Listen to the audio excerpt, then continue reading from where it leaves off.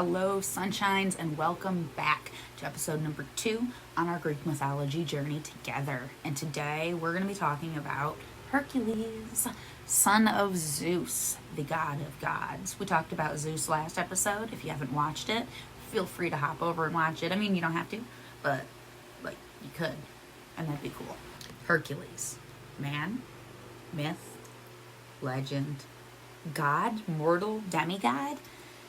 Well, there's a lot of information to go over about Hercules. We all remember the cartoon, the Disney movie Hercules. If you're anything like me, it was definitely a childhood favorite.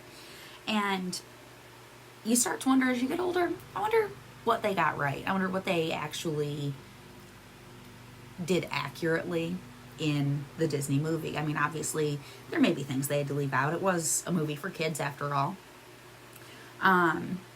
But it's quite interesting to see the things they got right and the things they got wrong, and we're going to look into that. So starting out with in the movie, the beginning starts with baby Hercules being born, and actually I think he's already born, and it's supposed to be like his little baby shower or a little party for Hercules, and his mother is Hera, and his father is Zeus, the god of gods.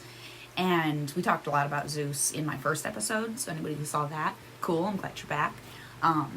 Episode 2 here about Hercules. So anyway, in the movie, Hera and Zeus had baby Hercules, and Hades was the one who hated Hercules and had it out for him. The idea is that Hades hates him because he hears the premonition that someday he can overthrow Zeus unless Hercules gets in the way. So he spends the movie trying to take down Hercules. Hades does. He sends his demon minions in when Hercules is just a little baby infant, and he sends them in as snakes, and baby Hercules, if you remember, he bounces them all over, and I'm pretty sure he ties them in a knot, bangs their heads together, all that. And then it goes through him fighting the Hydra, that multiple-headed monster, where when he cuts a head off, 2 more grow in its place. Has him go through meeting Meg, that they also call Megara. Makes you wonder if she was real, in the myth, real. He goes through getting training that he feels he needs because he wants to join his father back in Mount Olympus and rejoin all the other gods. He doesn't want to stay a mortal. He doesn't fit in as a mortal. But he also isn't quite a god either. So he spends the movie trying to prove himself as a hero in order to rejoin his father and the other gods. And ultimately, at the end of the movie, Hercules wins. He does get to rejoin his father and the other gods on Mount Olympus. And it's just a happy, joy ending. He gets Meg. He has his little buddy friend that trained him, and unfortunately I don't think there was ever anything about the little buddy friend that trained him. In the actual myth, Hercules was not the son of Zeus and Hera. He was the son of Zeus and a mortal woman named Alcmene, and apparently Zeus had several illegitimate children while he was married to Hera. These illegitimate children were mostly mothered by mortal women, and for some reason Hera especially hated Hercules. She didn't like any of Zeus's illegitimate children, but she especially had it out for poor Hercules. It's like she knew from the beginning that there was something special about Hercules. So it was not Hades at all that was causing him the problems. It was his stepmother, Hera. She just wanted to make his life absolutely miserable and kill him if possible. So she was the one who sent in the serpents into his nursery when he was a baby, and he really did squeeze the hell out of them and killed them. So I guess it takes it to the next level because he actually kills the serpent, squeezes him to death. In the cartoon, he obviously just beats him up a little bit. But the snake thing happened. And everybody could see from there that there was truly something special about Hercules. The fact that he, as an infant, was able to defend himself against these 2 very large serpents. Now let's talk about Megara. In the movie, Meg's that pretty girl that was working for Hades to try to lure Hercules into situations that might kill him. Well, in reality, reality of the myth, she was his wife. Megara was married to Hercules. She was also a princess, and they had 2 sons together. But of course, Hera couldn't leave this alone and let Hercules have this kind of happiness in his life. That's not acceptable to her, you know? So she ends up, while he's sleeping, she sends this wave of insanity over him where he completely loses his mind in his sleep. So Hercules awakens, sort of. He awakens into this state of insanity. And in this state of insanity, it gets in his head that Megara and his sons are against him. So he kills them. He takes their lives and completely ruins his family. And when he actually wakes up and gets out of this cloud of insanity, he realizes what he's done, and feels really great remorse about it. He's not happy at all. He loved Meg. He loved his sons. He wasn't trying to do that. And it was completely because Hera did what she did. But even though this wasn't really Hercules' fault, he still felt he needed redemption. He needed to do something in order to make up for this terrible thing that he had done. You might remember from my last episode, if you watched it, me talking about a place called the Temple of Delphi. And the Temple of Delphi, if you didn't see it, it's okay. You can always go back and watch it if you want. I mean, you don't have to, but you could. You could go back and watch it if you wanted to. Anyhow, so the Temple of Delphi had an oracle there, and the oracle was supposed to be like the most wise in all of ancient Greece. The oracle tells young Hercules that he must go to King Eurystheus in order to redeem himself for what he's done. But Hercules doesn't know that the oracle and the king are both being used as puppets by who?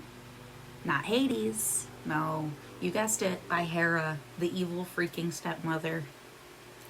The interesting part through all of this is how great and powerful Zeus is, and the fact that he does nothing at all whatsoever to help his son out. So he goes to the king, and the king tells him that he must complete 12 impossible tasks. And all of the tasks were designed by Hera. She came up with each and every one of them, and all of them were separate attempts to take Hercules' life. In the first task, Hercules has to fight a lion. And this is not just like any normal, ordinary, run-of-the-mill lion, which would have been hard enough as it is. But this lion's skin is impenetrable. So even though Hercules is an archer and he's got his bow and arrows, he can't shoot through the lion's skin. So he actually has to take this lion down through just like brute force and strength. He has to literally beat the lion to death. And when he does win, he skins the lion and keeps it, and he ends up wearing the lion's skin as an armor from then on. So that's why a lot of the time you see Hercules depicted with a lion skin over him. And they also did that in the movie too. He was getting painted on like that vase, and he had his lion skin on that looked like Scar, remember? In the second task, Hercules must vanquish the multi-headed Hydra. And just as in the movie, when he first starts fighting the Hydra, he starts slashing its heads off. So the more he fights the Hydra and the more heads he takes off, the more heads he has to deal with. So in the movie, when he fights the Hydra, he ends up breaking a part of the cliff off, and rock falls down and squishes the Hydra. In the actual myth, Hercules grabs a torch and he slices and cauterizes the heads so that new heads can't grow in the place of the one that he just took off. Burn it, no more growth. And that's how he defeated the Hydra. Once he finished fighting the Hydra and he finally killed it, he dipped his arrows in its blood, and from then on, Hercules had poison arrows. Needless to say, at this point, Hera's pretty mad. Not only is her plan not killing him, but he's winning and getting stronger. I think I'm going to save the in-depth story of each individual one of the 12 tasks for another episode. But leave it at that these were incredible tasks that no ordinary person would have ever even dreamt of being able to accomplish. And Hercules does it pretty much flawlessly. After Hercules completed all 12 of the impossible tasks on his journey for redemption, he still didn't feel redeemed. He still missed his wife and his sons, and he still felt this horrible guilt for killing them, even though it was Hera's fault, because Hera's the reason it happened. He was under her influence. So Hera still hates him. He's still remorseful and does not feel redemption in any way. And Hercules ends up essentially committing suicide. He burns himself in a fire, and he allows himself to burn until he dies. Since he is a demigod, he's half mortal and can die. But ultimately, this fire burned away his mortal flesh, and it burned away the mortality of Hercules, and left behind his immortal soul and his immortal spirit. And at this point, finally, his father Zeus says that Hercules has suffered enough, and he does make Hercules finally into a god and allows him to come home to Mount Olympus. And I mean, I don't know, I guess Hera and him just get along now. Everybody lives happily ever after on Mount Olympus. I don't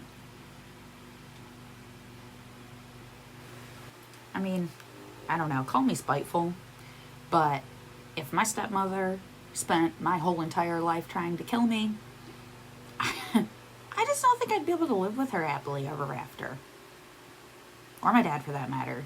Zeus didn't do anything. He just let Hercules suffer his whole life. And then waits till he dies before he finally is like, okay, you've suffered enough. Now you can be a god and be with me again. Sunshines, thank you so much for watching and listening to my story today. I love it so much. You have no idea. If you would like, subscribe, and I'll see you next week. Bye.